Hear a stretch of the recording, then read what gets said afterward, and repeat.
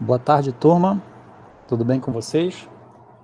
Aqui é o professor André França, né, da disciplina de Física. Nós, hoje, iremos estudar o funcionamento de uma garrafa térmica. Tá?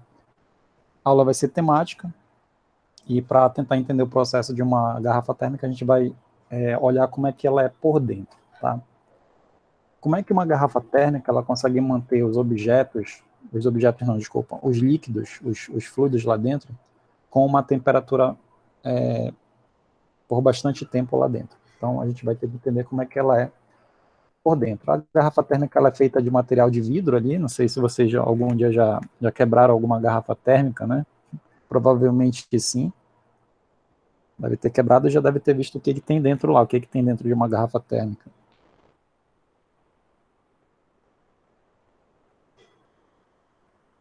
Nada, né? Um material de vidro aí, ó. Então, dentro de uma garrafa térmica a gente tem as paredes espelhadas, né? Que no caso é a parte de vidro aí, e por dentro a gente tem o vácuo, né? O vácuo, como todos vocês sabem, é a ausência de matéria lá. Você retira todo o ar de dentro para poder produzir o vácuo. E ele tem uma tampa de vedação, tá? A garrafa térmica, para a gente entender o funcionamento dela, a gente precisa entender os processos de transmissão de calor, tá? Lembra lá da definição da transmissão de calor? O calor, a propagação do calor é denominada a passagem de energia térmica, que durante a transferência recebe o nome de calor, tá? Então, isso aí que a gente viu que quando você tem objetos a diferentes temperaturas, certo? O objeto que tiver com a maior temperatura vai transferir essa energia que ele tem para o outro objeto com a temperatura mais baixa, tá certo? Isso aí vai acontecer. Bem, aí para ocorrer a transmissão de calor, existem 3 processos, que é o que a gente vai aprender na aula de hoje. Existe o processo de condução, o processo de convecção e o processo de irradiação. Qual a diferença entre esses 3 processos? Para começar, eu vou definir a condução. Condução a gente vai ter quando você tiver a transmissão partícula a partícula. Então, é o processo de transmissão de calor, onde a energia passa de molécula, tá? De uma molécula para outra molécula de um corpo. Então, como exemplo, eu vou colocar aqui para vocês uma barra de metal, onde essa barra de metal é constituída de vários átomos, e na ponta você coloca uma chama de uma vela. Quando a vela transferir energia para a partícula, para a molécula que está na ponta, ela vai começar a vibrar mais forte, tá? E aí, dessa vibração, ocorre a transmissão para a molécula vizinha, que vai transmitir energia para outra, para outra e para outra. Então, o calor ele vai sendo transmitido do ponto 1 ao ponto 2 sem que haja a movimentação da matéria, ou seja, aquela partícula que está vibrando, ela não sai do lugar para transferir o calor, ela fica no mesmo lugar vibrando, e apenas a vibração que ela tem que é transferida para outra, certo? Então, é energia transferida de partícula a partícula. Quando isso aí acontecer, a gente vai chamar de processo de condução, tá? 2 observações. Na condução, as moléculas apenas transferem a energia e permanecem em suas posições de equilíbrio. Elas não saem de lá, elas ficam lá sempre naquela posição, vibrando e transferindo essa vibração, certo? E para ocorrer a condução é preciso um meio material, logo, não ocorre no vácuo, certo? Então, uma informação muito importante, interessante, é que o processo de condução de calor ele não ocorre, tá, no vácuo, ou seja, você precisa de um meio físico, de um meio material, para que essa transmissão ocorra. E onde é que você percebe o processo de condução? Nas panelas, né, enfim, todos os metais em gerais da sua cozinha tem faca, se você pegar a faca e colocar lá no fogo, ocorre a transmissão de calor lá na faca, que você usa para derreter a manteiga, né, quando tirar a manteiga da geladeira está dura, pega a faca, coloca no fogo, passa lá na manteiga para ela derreter, né? Certinho? Então, esse aí é o processo de condução, tá? No processo de condução, a gente precisa entender bem uma lei chamada de lei de Fourier. O que é a lei de Fourier? A lei de Fourier é uma lei, né, que ela explica o fluxo de calor. Então, se a gente colocar aqui do lado, aqui de um lado de uma barra, aqui água com gelo, a temperatura de 0 graus Celsius, mantendo essa temperatura sempre em 0, e uma panela com água fervendo, sempre mantendo ela em 100, vai ocorrer um fluxo de calor. De onde para onde? da onde está a maior temperatura para onde está a menor temperatura. Então, esse calor vai fluir por dentro aqui dessa barra, né, uma determinada quantidade de calor ao longo do tempo. Então, a quantidade de calor que é transmitido ao longo do tempo a gente vai chamar de fluxo, né? Então, esse é o fluxo da lei de Fourier. O que significa o regime estacionário? Significa que você vai manter nas duas extremidades da barra sempre a mesma temperatura, tá? Você vai manter ela constante, ou seja, um lado sempre vai estar numa temperatura e um lado sempre na outra, não vai ocorrer variações de temperatura, tá? Então isso significa que o regime é um regime estacionário, ok, pessoal? Agora a gente vai para o seguinte, algumas características da lei de Fourier. Quais são as características? Primeiro, o fluxo de calor ele é proporcional à área. Por quê? Porque quanto maior a área da barra, mais calor você consegue transmitir ao longo dela, tá? Então, uma barra mais fininha, obviamente que não vai transmitir muito calor por ela, tá certo? Outra característica aqui, item 2, o fluxo de calor é proporcional à diferença de temperatura da barra, ou seja, se você pegar naquelas duas extremidades lá que a gente viu aqui no desenho, baixar mais essa temperatura e aumentar mais essa daqui, você vai ter um fluxo muito maior de calor, porque a variação entre as extremidades é maior. E, obviamente, é claro que o calor ele vai ser transmitido aí um fluxo maior. Outra característica, o fluxo de calor ele é inversamente proporcional ao comprimento da barra. O que é uma coisa inversamente proporcional? Significa que quando você aumenta uma grandeza, a outra diminui. Então, por exemplo, se você aumentar o comprimento dessa barra aqui, ó, do desenho, o calor vai demorar mais para chegar na outra ponta, ou seja, devido a essa demora, o fluxo é menor, tá? Se você tem uma barra um pouco mais curta, o calor ele é transmitido quase que sem demorar muito tempo. Então, você percebe que o comprimento ele influencia no fluxo. Aumentou o L, ou seja, o comprimento, você diminui o fluxo de calor. Se você diminuir o L, que é o comprimento, você aumenta o fluxo de calor, certo? E outra, de tal forma que você pode escrever o fluxo de calor que passa pela barra ao longo do tempo ali, como a área, dependendo também da temperatura e do comprimento. Esse K que aparece aqui é uma constante de condutividade térmica, tá? O que é uma constante de condutividade térmica do material? É um número que está associado à condutibilidade dos materiais. Então, por exemplo, os metais, eles têm uma facilidade de conduzir energia, porque o K, ou seja, esse número que está associado ao fluxo do metal, é maior. Então, você consegue fluir calor muito melhor pelos metais. Se você chegar num determinado ambiente, por exemplo, na sala de aula, quando você ia para a sala de aula, você sentava naquela cadeira não sei que material é aquele, que é de plástico, não sei. Quando você senta na cadeira e pega na barra de ferro que tem embaixo da cadeira, você acha que a barra de metal está com uma temperatura mais baixa que a temperatura da cadeira, quando na verdade não. Os dois estão à mesma temperatura porque estão no mesmo local, no mesmo ambiente. O que vai acontecer aí? Pelo fato do metal ter a condutibilidade, ou seja, a constante de condutibilidade maior, ele vai transferir mais e menos energia do que a borracha, por exemplo, que tem um K, uma constante menor, tá certo? Então, devido a essa diferença dessas constantes, você tem a sensação de transmissão melhor ou não de calor, tá certo? Vamos lá. Então, essa aqui é a fórmula do fluxo de calor, também conhecida como lei de Fourier, certo? Outras considerações que tem aqui para fazer para vocês é o seguinte: materiais que apresentam elevado valor para o coeficiente de condutibilidade térmica são bons condutores de calor. Os isolantes térmicos apresentam baixo valor para o coeficiente de condutibilidade térmica, que foi o que eu acabei de falar para vocês. Então, bons condutores são os metais em geral, e maus condutores são os isolantes térmicos, como, por exemplo, lã, ar, o gelo, o vidro, a água, a madeira, etc. E tantos outros aí que vocês podem citar aí para mim que vocês conhecem. Certinho? Deixa eu ver o que mais que a gente tem aqui. Então, esse aí é o processo de condução de calor. Agora a gente vai passar sobre alguns efeitos da condução térmica que podem ser percebidos no dia a dia de vocês. O primeiro deles é o seguinte: em ambientes muito frios, instintivamente a gente tende a ficar encolhido, né? A gente fecha o braço e diminui assim. Por quê? Porque a gente tem a tendência a diminuir a área de disponível para perder calor. Então, quanto mais recolhido você tiver quando você diminui a área, né, você diminui a perda e o fluxo de calor que vai sair para fora do teu corpo. Certo? Isso a gente viu pela lei de Fourier lá. A maçaneta da porta nos parece mais fria do que a madeira, embora estejam juntas há um tempo em equilíbrio térmico, ou seja, a maçaneta da tua porta junto com a madeira estão à mesma temperatura porque estão no mesmo ambiente, só que a sensação de frio e calor é diferente devido à condutibilidade térmica delas, certo?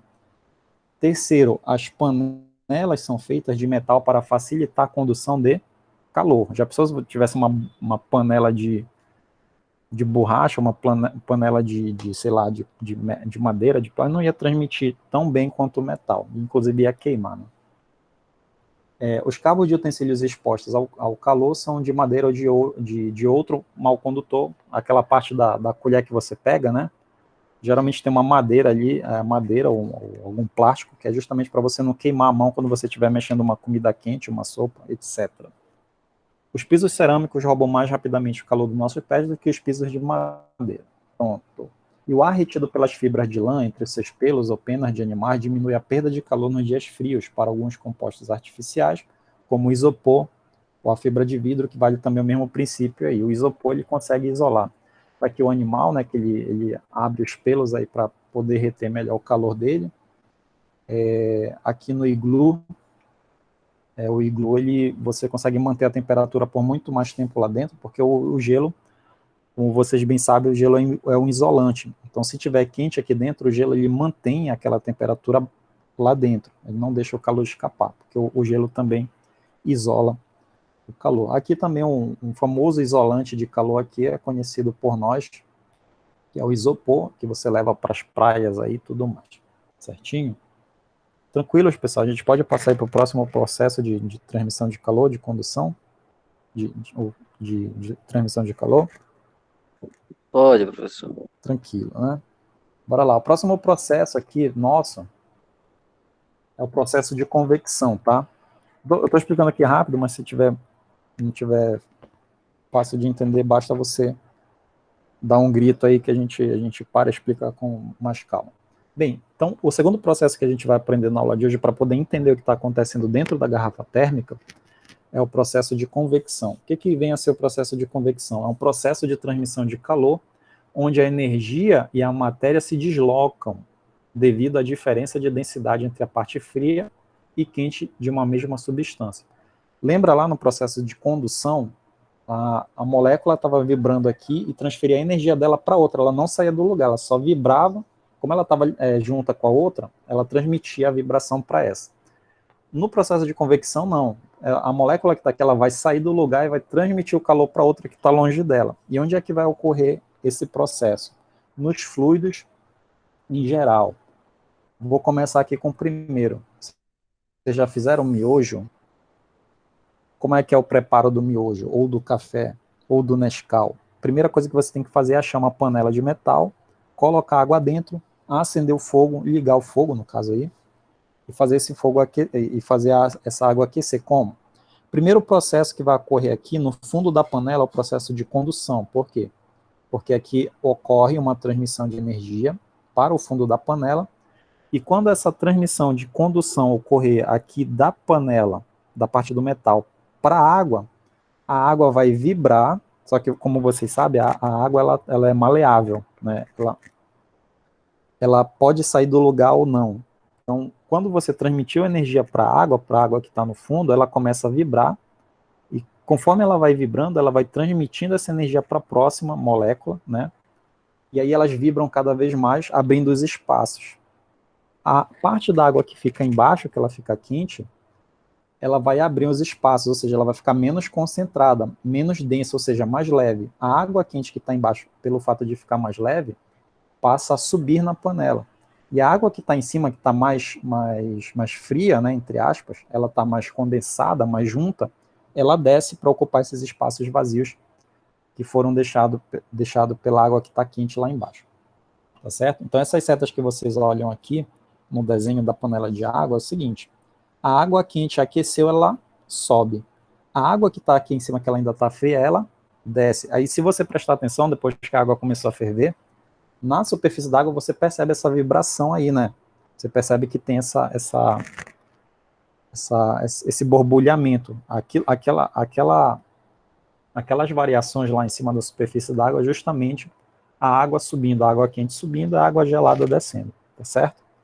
Então, processo de convecção. A molécula absorve a energia, vibra e sobe e transfere essa energia para de cima, tá certo? E a de cima que está mais friazinha desce, aquece e sobe. E vai ficar ocorrendo esse fluxo aí, tanto de energia como de matéria. Tá? Um outro local aqui que você pode ver que ocorre a convecção é a geladeira. Né? Na geladeira, você tem geralmente a parte do congelador em cima. Claro, as geladeiras mais antigas. As geladeiras mais antigas tinham essa parte aqui de cima, o congelador. Ultimamente, né, as mais modernas trazem o congelador na parte de baixo, mas enfim. O que o congelador na parte de cima vai fazer? Ele vai esfriar essa região, ele vai absorver o calor dessa região, e como o ar frio ele é mais concentrado, mais denso, e portanto ele é mais pesado, ele vai descer. Vai passar por entre essas calhas aqui, entre essas grades, vai esfriar o alimento que está aqui em cima, vai descer. O ar que está aqui embaixo, que está quente, ele sobe. Então vai ficar esse fluxo de energia aqui dentro da geladeira, o ar quente subindo e o ar frio descendo. A partir disso aí vocês conseguem explicar por que o ar-condicionado ele sempre deve ser instalado na parte de cima das residências. Por que o ar-condicionado sempre deve ser instalado na parte de cima? Justamente por causa do processo de convecção. Tá? O ar frio do ar-condicionado, ele desce, ele é mais pesado, ele desce, e o ar quente que está aqui embaixo, ele sobe. Já pensou se você instala um ar-condicionado na parte de baixo de uma sala, iria ocorrer que ele só ia resfriar lá embaixo, o ar frio ele não ia subir. Tá? Então não ia ocorrer o processo de convecção. Duas observações que tem para falar aqui para vocês. Primeira, a convecção ocorre nos fluidos, é o que eu acabei de falar para vocês, ou seja, tanto na água quanto no ar, que são fluidos, eles podem fluir óleo, enfim, qualquer coisa que seja líquida, tá? Deixa eu ver o que mais. E não ocorre no vácuo, tá? Assim como o processo de condução, que precisa do meio sólido, a convecção precisa do meio fluido. Então você já tem essa diferença. Condução ocorre nos sólidos, convecção ocorre nos fluidos. Outra diferença aqui, a condução ela ocorre transferência partícula a partícula, a molécula não sai do lugar, e na convecção ela tem que sair do lugar para poder transmitir o calor, certinho? Uma das aplicações são as brisas marítimas aí, como você vê na imagem. Aqui, deixa eu botar aqui na outra imagem, durante o dia nós temos a brisa marítima. O que é essa brisa marítima? É a brisa que vem da água para a terra. Por quê? Porque vocês aprenderam que durante o dia o sol ele aquece tanto a água quanto a areia com a mesma quantidade de calor, só que a areia vai aquecer primeiro porque tem o calor específico baixo. E pelo fato de ter o calor específico baixo, ela precisa de pouco calor para elevar a temperatura. Então o sol bateu aqui, já vai esquentar logo. O ar quente vai subir, porque o ar quente é menos denso, ele sobe. E nessa região aqui que o ar subiu, né, vai ser ocupado pelo ar frio que vem da água. Por quê? Porque a água tem um maior calor específico, ou seja, ela precisa de mais calor para aquecer. Então, como ela está recebendo a mesma quantidade de calor da areia, e a areia já elevou, a água vai demorar um pouquinho mais. Demorando um pouquinho mais, ela permanece com a temperatura que ela está ali mais baixa do que essa região aqui, onde está o ar quente. Então, o ar frio vem, desce e ocupa essa região aqui. Portanto, o vento ele vem no sentido da água para a areia. Então, a gente diz aqui que durante o dia nós temos uma brisa que a gente chama de brisa marítima. Tá? E quando é à noite, profs? À noite o processo ele se inverte. Por quê? Porque aqui a areia, pelo fato também de ter um menor calor específico, a temperatura vai baixar mais rápido. E a água, que tem um calor específico mais alto, vai demorar para esfriar. Ou seja, a água à noite está mais quente, com a temperatura mais elevada do que a temperatura da areia. E o processo vai se inverter. Por quê? Como a areia está mais fria, a região de ar da areia está mais fria, o ar frio vai descer e vai empurrar o vento no sentido da areia para a água. E o ar da água, que está quente, vai subir. Tá bom? à noite aí a gente vai dizer que nós temos a brisa terrestre. Isso aí você observa quando você for para uma região aí de ilha, não sei, para uma praia, por exemplo, onde você vai observar esse fenômeno. Se você for de manhã, o vento vem da água. Se você for à noite lá para tomar banho, o vento vai ao contrário. É isso aí que acontece. Tá certinho, gente? Outra aplicação aqui da convecção é a inversão térmica. Ocorre geralmente em países europeus aí, né, para o norte ou em lugares onde o ar ele é muito frio, né? São Paulo, Curitiba. Ocorre o seguinte, galera, a poluição, né? Você sabe que ela é produzida e ela sobe na atmosfera, né? Ocorre que essa poluição ela vai subir, né? E o ar puro que está na região de cima ele vai descer. É por isso que a gente chama de inversão térmica. O ar sujo que está quente ele sobe, o ar puro que está lá em cima mais geladinho, mais friozinho ele desce. Só que quando há uma tentativa de inverter novamente esse fluxo de convecção, né? Durante o inverno é comum que o ar poluído ele fique na extremidade, na superfície, fazendo uma camada. Então ele vai impedir essa convecção. Tá? É o que a gente chama de inversão térmica. Então vamos ler aqui o texto. Nos dias quentes, o ar poluído é mais quente do que o ar puro das camadas superiores, portanto, ocorre a convecção. A poluição sobe e o ar puro desce, beleza. Só que no inverno vai acontecer que o ar poluído nas proximidades da superfície, por ele estar mais frio do que as camadas superiores, não vai ocorrer a corrente de convecção. Por quê? Porque tem uma dificuldade devido à dispersão dos poluentes. Eles ficam ali fazendo uma camada, e esse fenômeno aí é chamado de inversão térmica. Você não consegue, né, fazer mais a convecção. E aqui o último processo para a gente encerrar, para poder entender o que está ocorrendo dentro da garrafa térmica, é o processo de radiação ou irradiação. Tá? O que é a irradiação? É o processo de transmissão de calor através de ondas eletromagnéticas, ou seja, ondas de calor. É o único processo de transmissão de calor que pode ocorrer no vácuo. Lembra que condução e convecção não ocorrem no vácuo, porque na condução precisa de um meio sólido, e na convecção precisa de um fluido, ou de um líquido, ou de um gás, né? Então vocês podem se perguntar o seguinte, se o Sol ele transmite energia para a Terra, ela não pode ser nem por condução, porque para ocorrer a condução do Sol para a Terra, a gente teria que ter aqui uma barra gigante de ferro para transmitir esse calor, não tem, então a gente já pode cortar o processo de condução.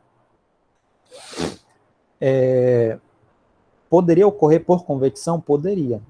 Apenas se tivesse aqui uma quantidade de ar. Um momento. Desculpa. Poderia ocorrer aqui o processo de convecção? Poderia se houvesse ar, mas aqui entre a Terra e o Sol, a gente não tem uma camada de ar. A gente tem apenas o vácuo. Então, se a gente tem o vácuo, a gente já pode eliminar tanto a condução quanto a convecção. Elas não podem ocorrer aqui. O único processo em que o calor ele poderia ser transferido do Sol para a Terra é justamente esse aqui, que a gente chama de irradiação, porque ele não depende de um meio físico para ocorrer. Primeiro, observação. As ondas eletromagnéticas podem se propagar tanto em meios materiais como também no vácuo, isso aí pode ocorrer. E a segunda observação é que a radiação solar é composta de luz visível, ultravioleta, infravermelho. É justamente o infravermelho que são essas famosas ondas de calor aí que a gente conhece. Tá certo? São essas famosas ondas de calor que vêm junto aí do Sol. Não sei se vocês já prestaram atenção, já perceberam que as superfícies mais escuras, elas absorvem melhor o calor do que as superfícies mais claras. Isso acontece, eu acho que você pode notar que quando você sai com uma blusa, uma camisa preta no sol, você percebe que parece que ela aquece mais do que uma blusa se fosse uma blusa branca. Não sei se vocês já prestaram atenção nisso. Mas isso ocorre justamente pela absorção. Cores mais escuras absorvem melhor o calor. E cores mais claras refletem melhor o calor. E as superfícies espelhadas, né, aquelas superfícies como o espelho, por exemplo, refletem muito melhor o calor do que a superfície branca. E aí, olha, tem uma aplicação aqui que é a roupa dos bombeiros. A roupa dos bombeiros é feita de várias camadas, né? Uma dessas camadas aí é uma camada de revestimento isolante que tem uma parte espelhada. Qual é o objetivo de ter uma camisa com um dos revestimentos espelhados? Porque o fogo, além de conduzir o calor nos meios externos aí, e além dele produzir a convecção, ele tem irradiação, ele está irradiando o infravermelho. Então, é preciso que o bombeiro tenha uma camada em que essa onda que vem do fogo bata e reflita para que não aqueça lá dentro, porque o objetivo é deixar a camisa bem fria para ele poder fazer a atuação dele lá, para poder apagar o fogo, tá bom? Então, de modo geral, objetos com cor preta são bons absorvedores de calor, e os objetos brancos, ao contrário, absorvem mal e refletem melhor o calor, tá certo? Então, a gente vai aqui para a nossa garrafa térmica para finalizar a aula. O que é a garrafa térmica? A garrafa térmica é um recipiente isolado que evita perda de calor por 3 processos: por condução, por convecção e por irradiação. Bem, acho que você já deve ter prestado atenção que eu falei para vocês que aqui existe uma região da garrafa que ela é feita de vácuo. Tá? O que é o vácuo? É você retirar o ar daquela região para que não ocorra 2 processos. Quais são os 2? Condução e convecção. Ou seja, o objetivo de uma garrafa térmica é, se você colocar um líquido quente lá dentro, esse líquido armazenado, se ele tiver com uma temperatura mais elevada, a ideia é que ele não transmita o calor dele para fora, nem por condução, nem por convecção e nem por irradiação. Então, se você já colocou vácuo aqui, você já consegue eliminar 2 formas do calor sair do líquido que está lá dentro. Né? O calor não pode sair nem por condução e nem por convecção por conta que existe esse vácuo aqui. Tá? Para você eliminar a irradiação, o que ocorre? Para eliminar a irradiação, você coloca uma superfície espelhada. Por quê? Porque o calor ele vai tentar sair da garrafa por irradiação ou por radiação, vai bater na superfície espelhada e vai voltar. Ou seja, o calor ele não consegue escapar aqui da garrafa. Tá? Ah, prof, mas e se eu colocar um líquido gelado, com gelo ali dentro? A mesma coisa. A ideia da garrafa é manter a temperatura. Então, se o líquido está gelado, ele tem que permanecer gelado. O calor ele não entra na garrafa pelo lado de fora, porque também o lado de fora é espelhado, e ele não consegue penetrar aqui por conta do vácuo. Né? Então você tem vácuo aqui, que impede a condução, a convecção, e a superfície espelhada impede a irradiação. Tá? Então vamos ler aqui o que a gente tem aqui na garrafa. Olha, paredes de vidro espelhado, para que serve? O vidro é bom isolante térmico e espelhado reflete o calor irradiado, tanto do lado de dentro como do lado de fora. Vácuo para quê? Para evitar a condução e convecção. A tampa ela é de plástico, porque o plástico é isolante térmico. E o líquido armazenado, se for gelado, a garrafa térmica evita que ele receba o calor do meio exterior. E se ele for quente, ela evita que perca calor, né, para o lado exterior. E aqui existe uma base de plástico aqui, para poder manter tudo isso aqui fixo. Tá bom, gente? Então, a garrafa térmica ela tem essa função de manter a temperatura das coisas que estão lá dentro. Por quê? Porque ela evita a condução, evita a convecção e evita também a radiação ou irradiação. Legal, gente? Então, aqui para finalizar a nossa aula, deixa eu ver o que a gente tem mais aqui. A tampa de plástico deve ser bem vedada para evitar a convecção. O vidro é um bom isolante, as paredes de vidro são espelhadas para evitar a irradiação. Entre as 2 paredes existe o vácuo, justamente para evitar a condução e a convecção, que foi o que eu falei aí para vocês. Então é isso, galera. A partir daqui eu me despeço de vocês. Espero que vocês tenham gostado da aula. Se não tiver nenhuma pergunta, a gente finaliza aqui. Vou interromper a gravação.